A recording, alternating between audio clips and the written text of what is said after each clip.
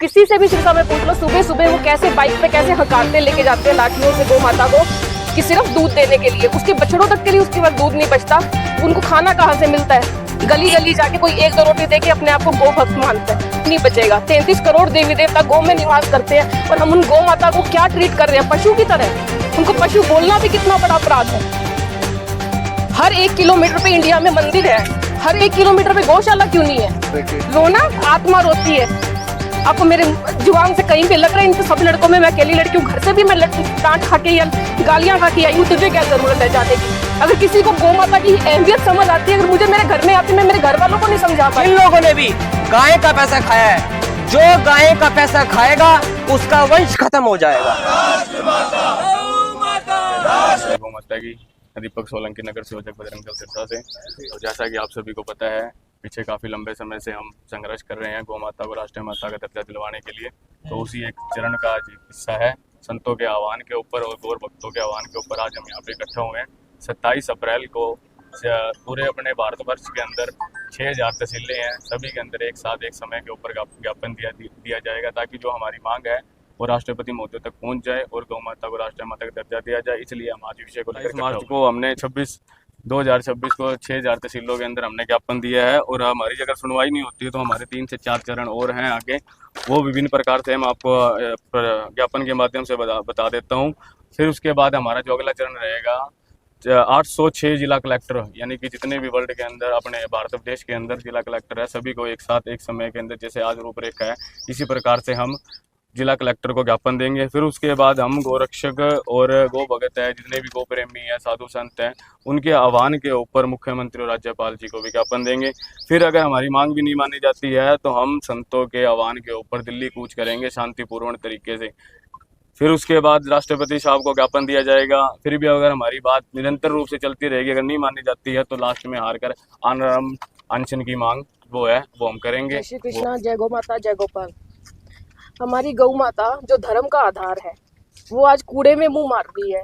उसको लोग लाठियों से पीटते हैं। घर में जिन लोगों ने घर में गैया पाली हुई है, गौ पालन सबसे ज्यादा बड़ा धर्म है, जिन्होंने गैया पाली हुई है, वो उसका सिर्फ दूध लेने के लिए उनको शाम को लेकर जाते हैं। आप किसी से भी सिरसा में पूछ लो, सुबह सुबह वो कैसे बाइक पे कैसे हकारते लेके जाते हैं लाठियों से गौ माता को, कि सिर्फ दूध देने के लिए। उसके बछड़ों तक के लिए उसके पास दूध नहीं बचता। उनको खाना कहाँ से मिलता है? गली गली जाके कोई एक दो रोटी देके अपने आप को गौ भक्त मानता है। उनके पास खाने तक के लिए नहीं है, कूड़े में मुंह मारती है वो। अब गौ माता की हालत देखो कैसी वो सूख के नाजुक हुई पड़ी है।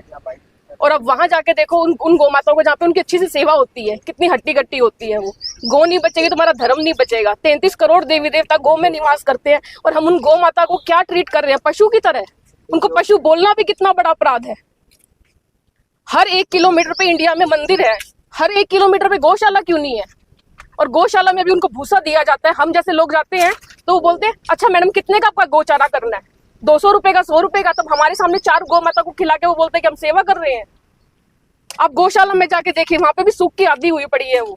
और आज कितने लोग गिनती के मुट्ठी भर लोग यहाँ पे आए हैं, इतने संतों के बोलने के बाद भी। मैडम रोना आता होगा इस तरह की स्थिति को देख के? रोना आत्मा रोती है। आपको मेरे जुबान से कहीं पे लग रहा है इन सब लड़कों में मैं किसी को गौ माता की अहमियत समझ, जिन संतों को सिर्फ भजन करने के लिए हमें रखना चाहिए, वो आज आमरण अनशन पे। आपने सुना होगा अभी वृंदावन में एक संत को मारा गया, जिन्होंने अपनी पूरी जिंदगी लगा दी गौ माता की रक्षा के लिए। अगर हम सब एक हो तो कोई किसी की हिम्मत हो कोई ऐसे कर पाए? ये हमारे धर्म के ऊपर ही बोलते हैं। मैं नाम नहीं लूंगी उस कम्युनिटी का जिसने सबसे ज्यादा गौ हत्या की है। गौ माता की जय, गौ माता की। सम्मान आह्वान अभियान के तहत पूरे भारतवर्ष की तहसीलों में ज्ञापन और कॉन्स्टिट्यूशन ऑफ इंडिया के सेक्शन 51A(g) में लिखा है कि किस पूरे भारतवर्ष में गाय, बछड़े, बछड़ी, नंदी की हत्या नहीं हो सकती। तो वो कौन लोग हैं जो भारत के संविधान को मानते ही नहीं है? और अगर वो भारत के संविधान को मानते ही नहीं है तो उन्हें भारत में रहने का अधिकार ही क्या है? अभी कुछ राज्य सरकारें चुनाव में ये बातें कर रही हैं कि कुछ लोगों को गाय खाने की आज़ादी है, कुछ समुदाय गाय खाता है, हम क्या कर सकते हैं। तो वो क्या भारत के संविधान को नहीं मानता? तो वो भारत में रहते हैं। अगर वो भारत में रहते हैं तो भारत के संविधान को उन्हें मानना ही पड़ेगा।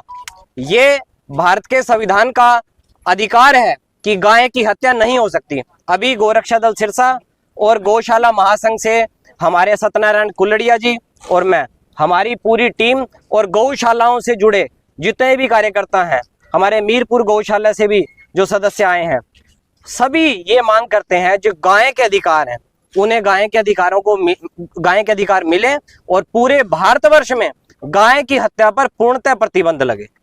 जो झूठ की दुकान है, जो बार बार झूठ बोलती है, गाय के नाम पर इतना सारा बजट पेश करके उसके बाद पूरा बजट खा जाती है। एक बार 63,75,000 रुपए का बजट खा गई, उसके बाद 80 लाख रुपए का बजट खा गई। शहर से गोवंश को उठा के गौशालाओं में छोड़ने के नाम पे कोई गोवंश इनका गौशाला में पहुंचता नहीं है। इनके जितने ठेकेदार हैं सारे के सारे भ्रष्ट करप्ट, एक के पास भी गाय ले जाने का कोई साधन नहीं है, कोई गाड़ी नहीं है, कोई लोग नहीं है। कागजों के अंदर गाय गौशालाओं में जाती है। नगर परिषद सिरसा के जितने भी लोग इसके अंदर इन्वॉल्व है उन सबको गौ हत्या का पाप लगेगा। ये